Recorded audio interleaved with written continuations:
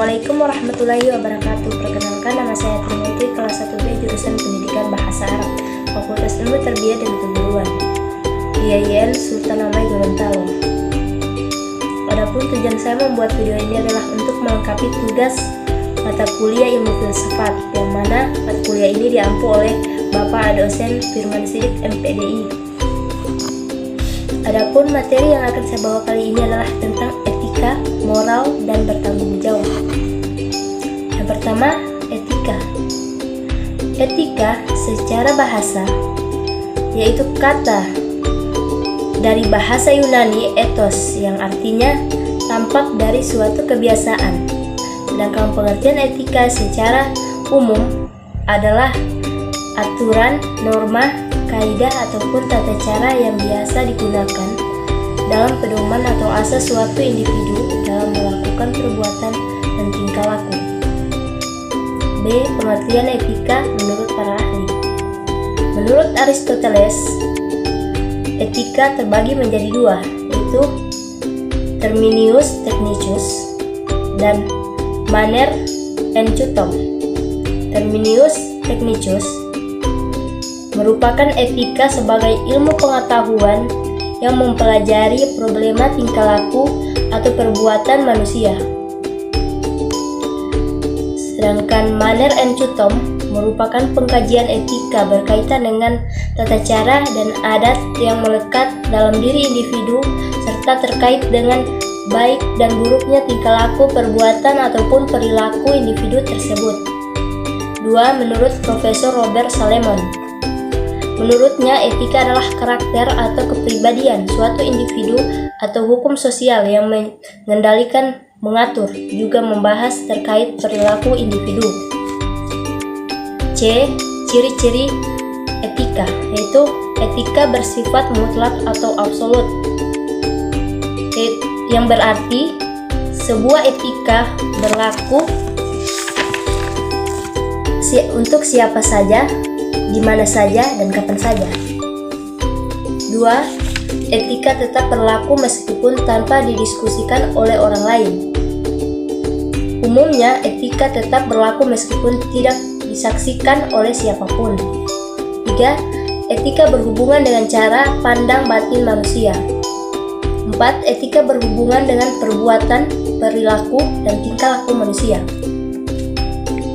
D. Macam-macam etika.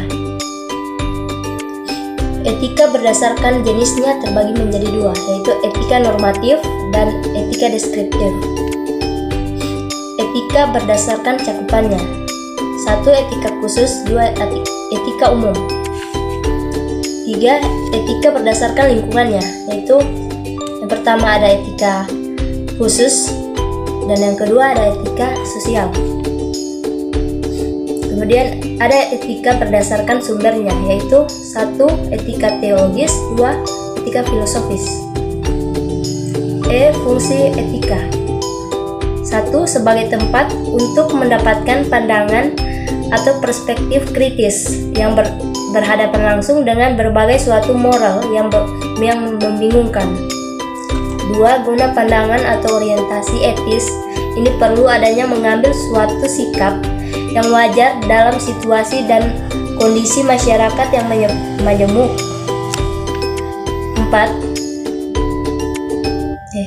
3. Guna memperlihatkan suatu keterampilan berpikir jernih, yaitu suatu kebolehan untuk berargumentasi secara kritis dan rasional. 4. Berfungsi sebagai pembeda, mana yang tidak boleh diubah dan mana yang boleh diubah. 5. Berfungsi menyelidiki suatu konflik atau permasalahan hingga ke akar-akarnya. 6. Berfungsi untuk membantu sebuah konsistensi. Nah, F. Manfaat etika. 1. Etika adalah penghubung antar nilai antara etika dan agama. 2. Pembeda yang baik dan yang buruk. 3. Menjadikan individu memiliki sikap kritis. 4. Sebagai pedoman dalam bertindak. 5. Membuat sesuatu sesuai dengan peraturan. 6. Membantu dalam melakukan pendapat. Nah, sekarang kita masuk ke bab moral, yaitu moral secara etimologi berasal dari kata mos dalam bahasa Latin, bentuk jamaknya mores, yang artinya tata cara atau adat istiadat.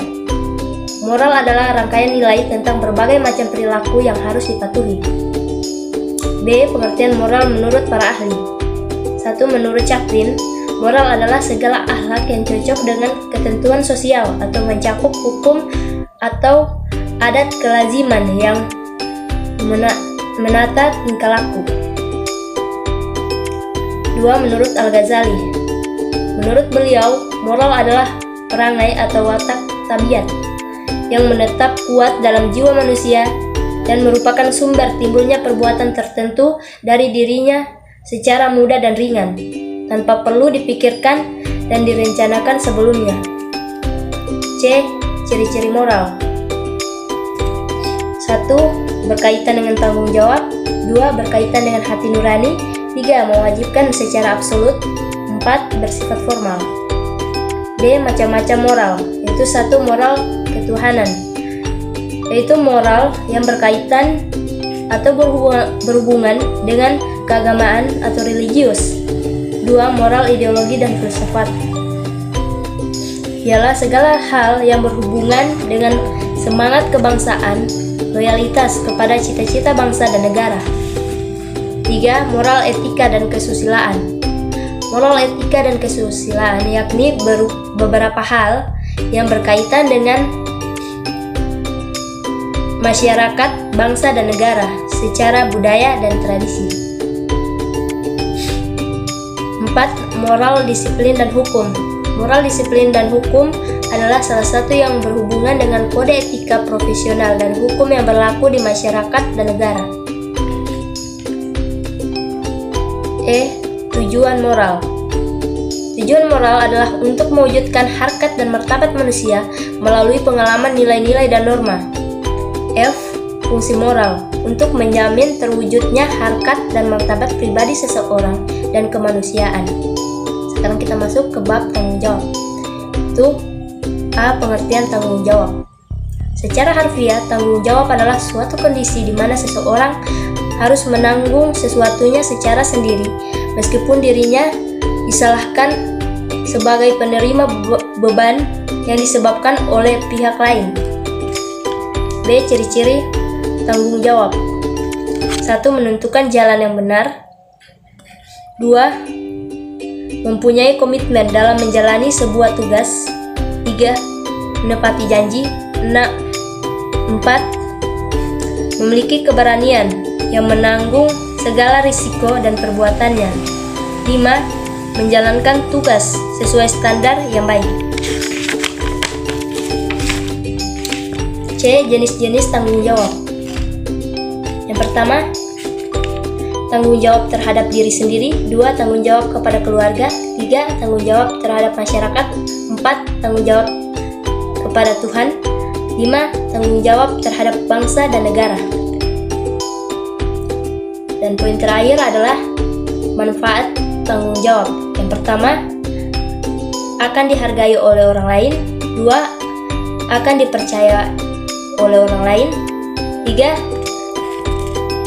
Tanggung jawab mendorong kepada kesuksesan. Sekian dari saya, apabila ada salah kata mohon maaf. Assalamualaikum warahmatullahi wabarakatuh.